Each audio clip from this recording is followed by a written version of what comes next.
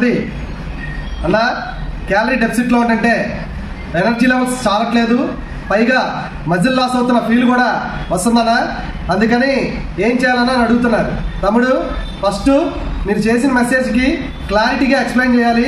అసలు మీరు strength training చేస్తున్నారా లేదా, మీ డైట్లో ప్రోటీన్ ఇంటేక్ ఉందా లేదా, డెఫిసిట్లో ఉన్నారు ఓన్లీ ఒక కప్ రైస్ తీసుకొని లైట్గా ఒక కర్రీ తీసుకొని మిగిలినవి అవాయిడ్ చేస్తున్నారా, అలా డెఫిసిట్లో ఉంటున్నారా?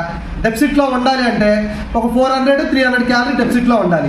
అంతేగాని ఎంత డెఫిసిట్లో ఉండాలనేది అవగాహన లేకుండా డెఫిసిట్లో ఉంటే నీరసమే వస్తుంది. దానివల్ల ప్రాపర్గా మన పనులు మనం తిరిగి చేసుకోలేం. అందువల్ల డెఫిసిట్లో ఉన్నప్పుడు ప్రోటీన్ ఇంటేక్ కొద్దిగా పెంచండి. ప్రోటీన్ ఇంటేక్ పెంచడం వల్ల నెక్స్ట్ డేకి మీ ఎనర్జీ లెవెల్స్ బాగుంటాయి.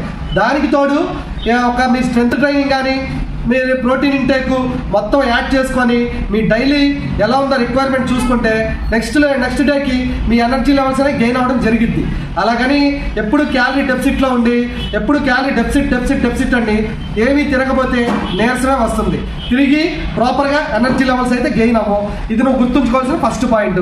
సెకండ్ ఏంటంటే డెఫిసిట్లో ఉన్నప్పుడు స్ట్రెంత్ ట్రైనింగ్ కూడా యాడ్ చేయాలి.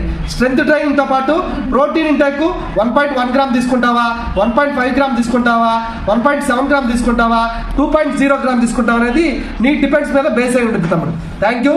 Naresh fitness trainer, Vijayawada.